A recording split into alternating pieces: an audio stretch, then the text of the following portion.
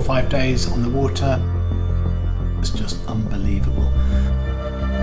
From icy calm to choppy, 3-4 foot swells. The conditions were changing all the time. We combined 3 days of cycling with 2 days of sightseeing to really appreciate what it's like in the Great Glen, both off and on the water.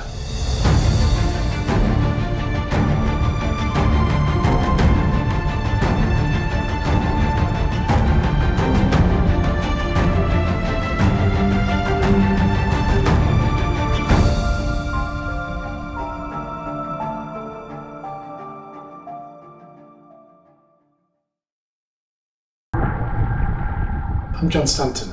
After 23 years working in a big corporation, I saw the Manta5 video of the Cook Strait crossing.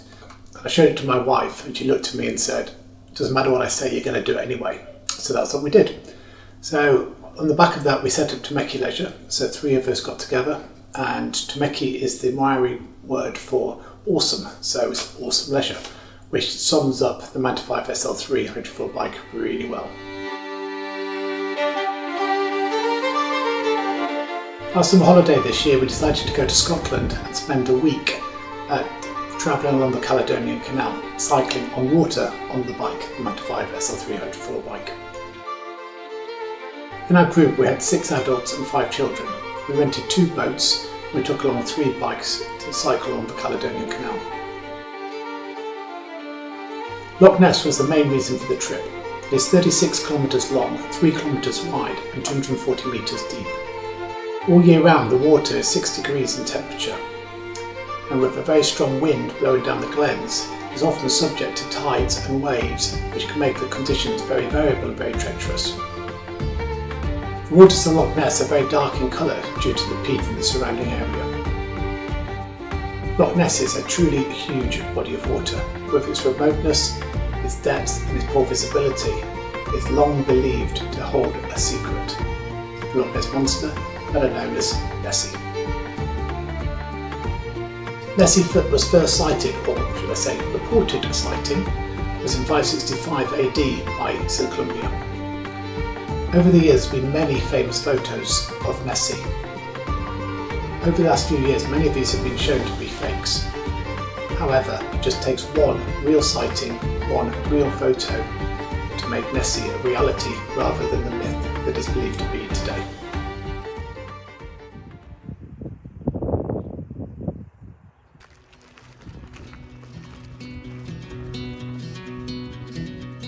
The first day of the ride was along the Caledonian Canal. It was a 20-kilometre trip with 3 locks and 2 swing bridges.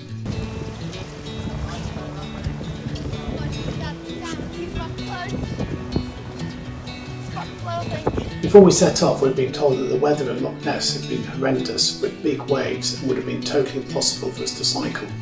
We decided to give it a go and headed off anyway. Here we are on the Caledonian Canal, just on the way to Loch Ness.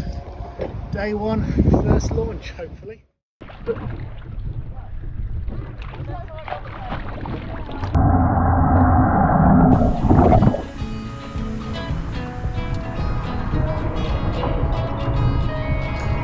We were very lucky that the Caledonian Canal was very well sheltered, so the riding conditions were absolutely perfect in the morning.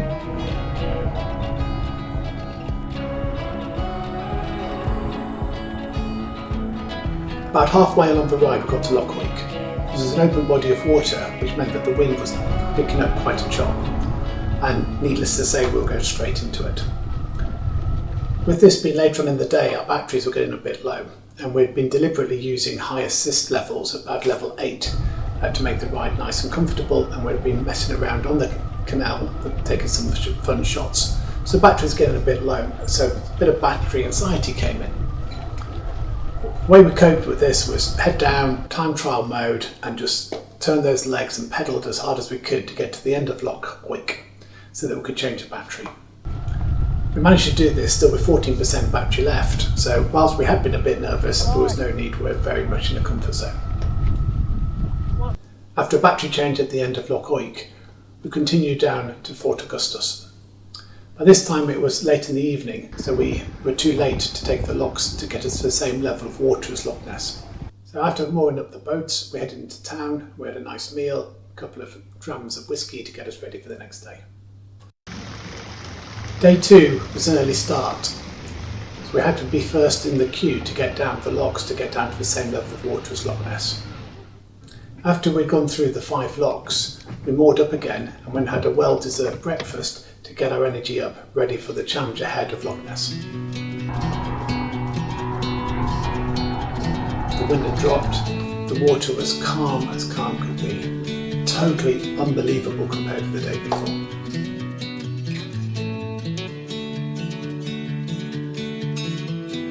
Whilst riding the loch, we tended to be at power assist level about 8 and used the carbon rear foil. This meant the cycling was really easy and gave us a lovely opportunity to look over the scenery, look at the water, see the mountains around us and really appreciate the ride. Manta5 recommend a maximum weight limit of 100 kgs. I'm 110 kgs, I can cycle the bike beautifully. What it does mean is that the battery does get used up a little bit quicker than if you're a lighter rider. And what they did mean for this trip is that we had to do some deep water battery changes.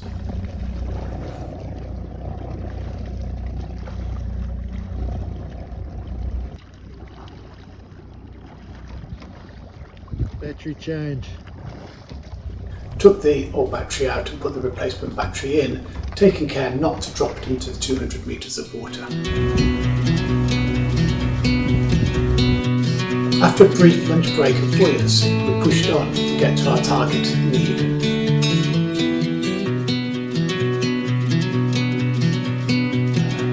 I've had my heart broken in two,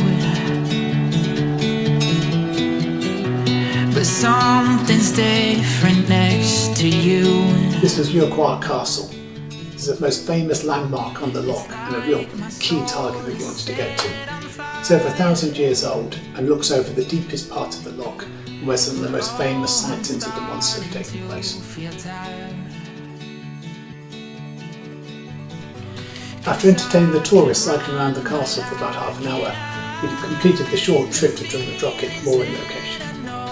After mooring up the boats, we headed into town, a well-deserved meal in the evening. Cheers, boys. Number 2.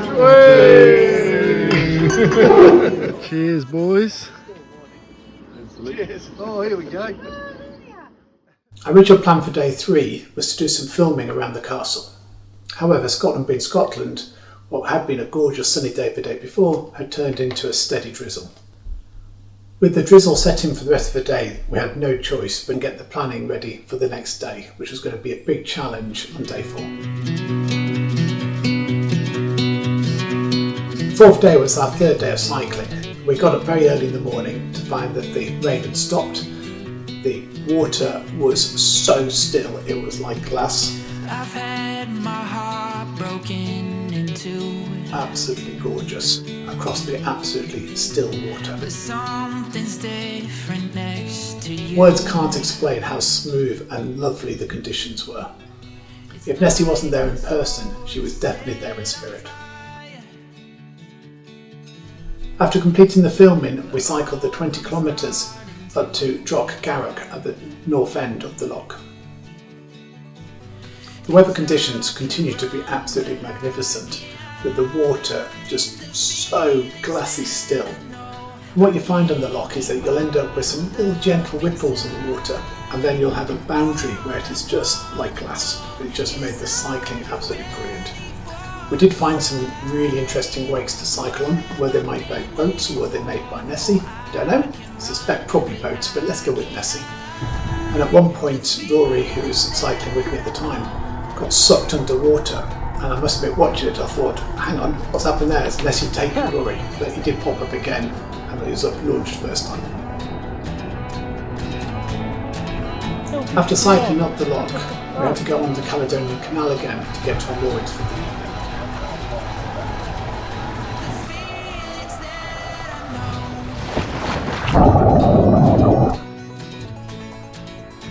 Okay. Yeah.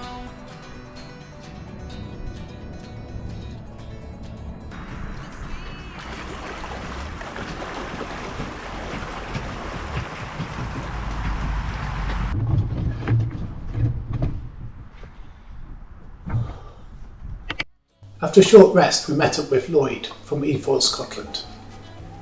Lloyd runs one of our partner sites in Scotland which provides demonstrations on the Manta5 SL3 hydrofoil bike. We headed back out onto the loch with him with 2 hydrofoil bikes and 1 e-foil. The tourists in the boat were sure of a big surprise when they saw these 3 wonderful vessels cruising across the top of the water.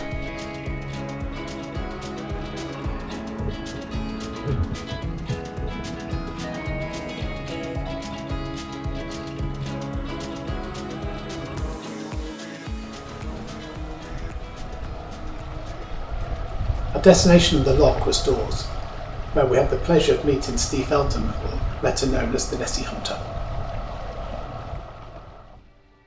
Steve's committed 30 years to his life in better understanding the mysteries around Loch Ness. We can fully recommend anyone who's visited Loch Ness to go and see him, see what he's up to and have a chat with him. And what you'll find is a very balanced view of the myth or the legend of Nessie. What is the truth, what isn't the truth, and what is still to be discovered. As fascinated as we were to talk to Steve about Nessie, Steve was actually even more fascinated to understand from us about the Manta5 SL3 hydrofoil bike. In 30 years looking over the water, he had never seen anything like 3 people cycling on water.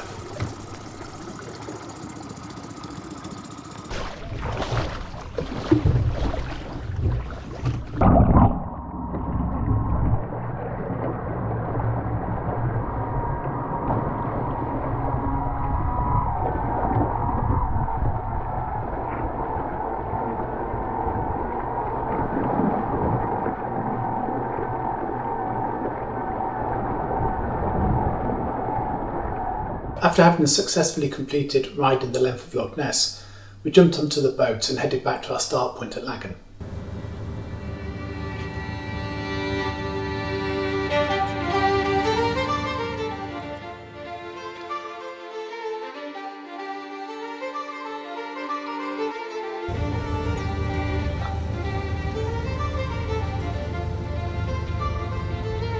In one word, the trip was awesome.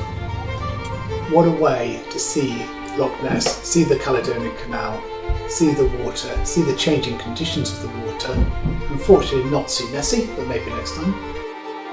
The 3 Manta5 SL3 hydrofoil bikes that we took on the trip were a pleasure to ride. You can imagine the attention we got from the tourists.